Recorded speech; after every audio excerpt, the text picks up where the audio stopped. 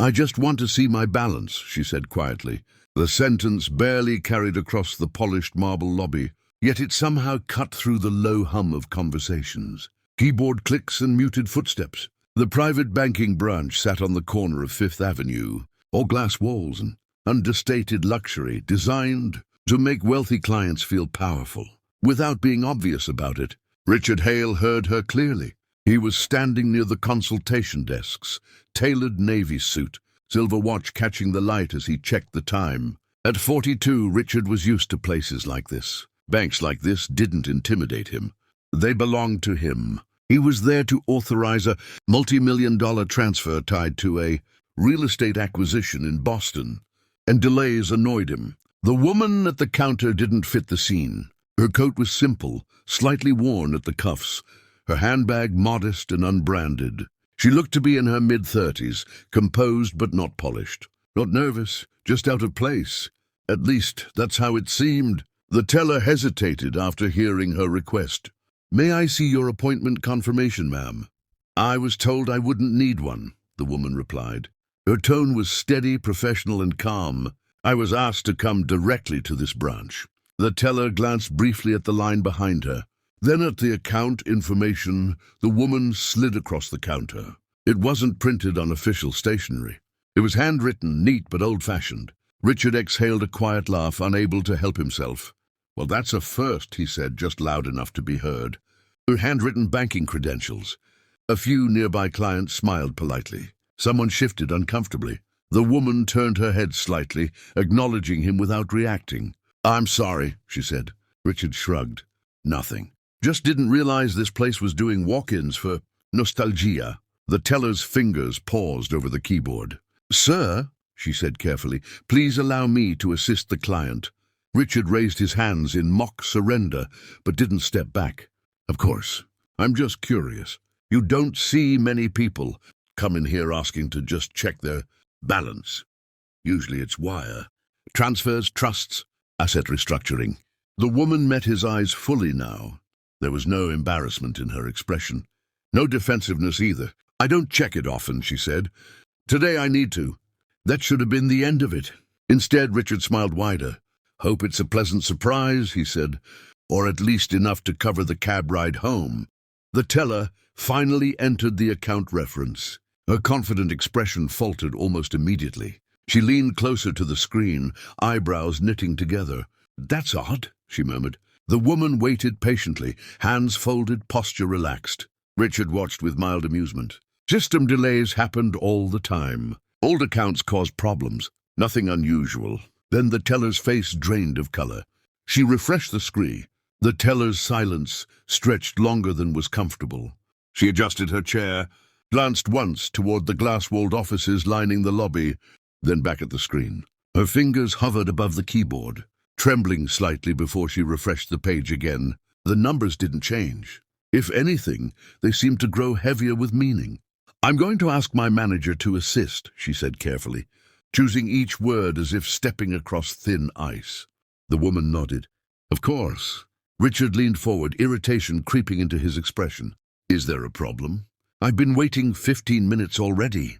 The teller didn't look at him. Instead, she pressed a discreet button beneath the counter. Within moments, the branch manager emerged from his office. He was a tall man with silver hair and the calm confidence of someone who had spent decades around immense wealth without being impressed by it. "What seems to be the issue?" he asked. The teller turned her monitor slightly, so only he could see. His eyes scanned the screen, then stopped. A subtle change crossed his face, something between disbelief and instant recognition. He straightened, adjusted his tie, and cleared his throat. "Miss Brooks?" he asked, turning to the woman. "Yes," she replied. "My name is Thomas Caldwell," he said, his tone suddenly formal. "If you don't mind, I'd like to invite you into my office so we can speak privately." The shift was unmistakable. Richard felt it before he fully understood it. The air around them seemed to tighten. The casual hierarchy of the room had quietly rearranged itself, and he was no longer standing at the top. "Is that really necessary?" Richard interjected. "We're all clients here." Caldwell glanced at him briefly. "Sir, this matter doesn't concern you. The words landed harder than Richard expected. The woman, Eleanor Brooks, picked up her handbag and followed the manager toward the office. As they passed Richard, she paused.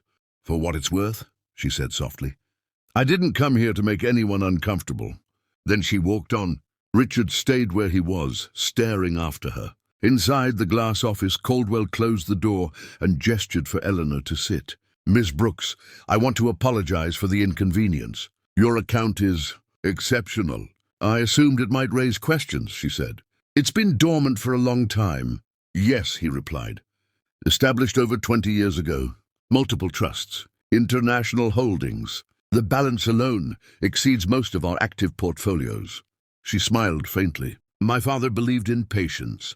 Outside, Richard paced a few steps, pretending to check his phone while straining to read lips through the glass. He caught glimpses of the screen when Caldwell turned it slightly, rows of figures, layered accounts, numbers that made his stomach drop. He had thought himself wealthy. He had built his identity on that belief. Now he wasn't so sure. The office door opened sooner than he expected. Caldwell's step. The glass doors closed behind her with a soft, final sound, and the lobby slowly returned to its usual rhythm. Conversations resumed. Keyboards clicked again.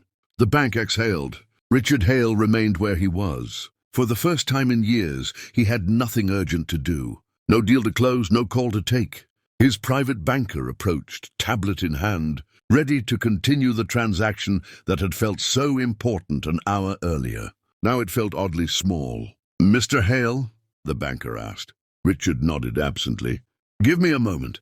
He walked to the tall windows overlooking Fifth Avenue, watching Eleanor Brooks blend into the city, another pedestrian among thousands. There was no entourage, no driver waiting curbside.